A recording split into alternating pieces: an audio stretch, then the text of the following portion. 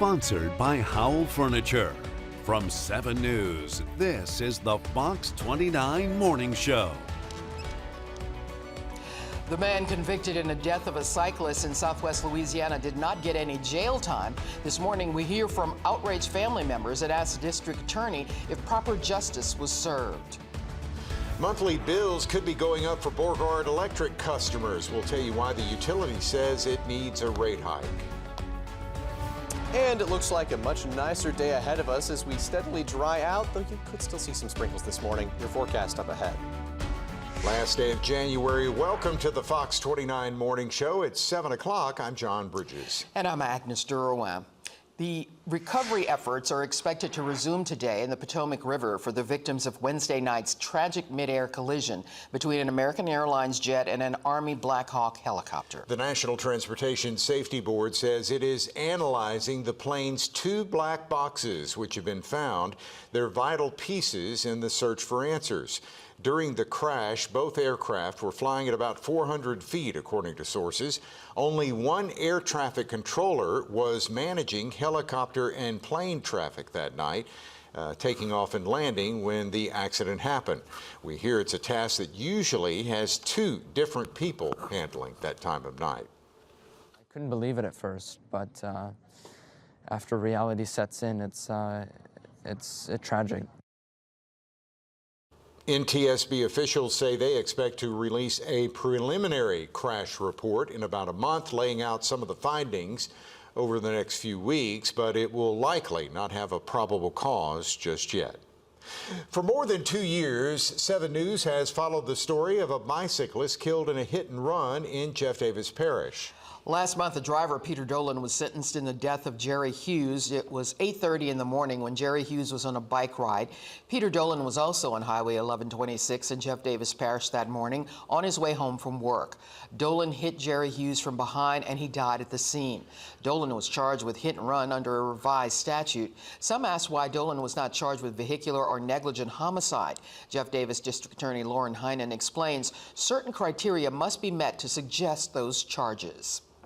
And so in situations with vehicular homicide, you have components within that statute that require you to show that the defendant was under the influence of drugs and alcohol. And in this instance, that's not something that was available. Because Dolan left the scene and wasn't arrested for 6 days, investigators were not able to perform those tests. Dolan originally entered a not guilty plea and on the day trial was to begin, changed his plea to no contest. While not an admission of guilt, it ended the trial. Ad hoc Judge Ward Fontenot sentenced Dolan to a 3-year suspended prison term, meaning he will not serve prison time, but he will have 5 years of supervised probation and $1,000 in fines. Heinen believes legislation is overdue for change and how the Hughes family is doing everything they can to make it happen. If the laws do change for whatever reason, if we change them, I mean, if we, ignite somebody to change these laws, and, maybe another family that goes through this will have closure. I don't know if we will ever have complete closure, but, if we can change it for somebody else. That's what Dad would have wanted. Yeah. While prosecutors and the victim's family seek change, Dolan's lawyer agrees with his client's sentencing, saying in part Judge Fontenot followed the law to the letter and his ruling deserves to be respected. Judge Fontenot did not reply to our request for comment. The Hughes family has met with Representative Troy Romero, who is working with other lawmakers to amend the minimum sentencing for cases like this.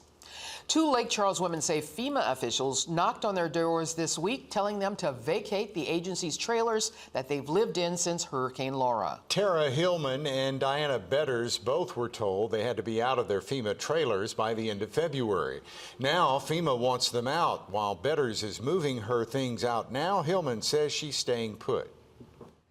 And every violation I didn't actually do. I haven't done any of the things that they're accusing me of. Literally. I haven't done any of them. So how can you fight that? How can I fight this list of violations that I haven't done? FEMA says if a household declines alternative housing options, then the household is no longer eligible for FEMA assistance. Betters and Hillman say they declined some housing options, but feel their reason was justified. Well, the Beauregard Electric Cooperative is asking for a rate increase. They have filed paperwork with the Public Service Commission. Anyone who wants to formally take part in the process only has a couple of days to sign up. Becky's interim general manager has pre-filed testimony with the PSC explaining why they need an increase. Concerned citizen Pam Archer had not heard about it until she stumbled across a legal ad.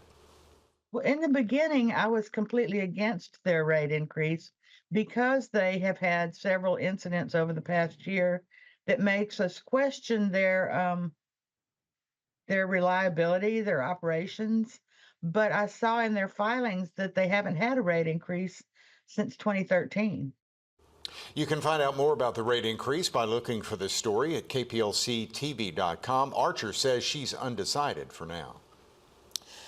The last day to qualify for the March 29th election is today. Most candidates qualify in their parish clerk of court's office unless it's a multi-parish or statewide election. Then they qualify in Baton Rouge. Qualifying ends this afternoon at 4:30. To see the list of qualifiers, you can visit the KPLC website. The City of Lake Charles, the Fire Department, and the Calcasieu Parish School Board are teaming up to create a high school fire academy. It's set to start this fall to be housed at the College Street Vocational Center. The pilot program is open to all high school juniors and seniors enrolled in a CPSB school. And coming up, Joseph is back with a look at your first alert forecast. It is 7:06, 57 degrees in Lake Charles.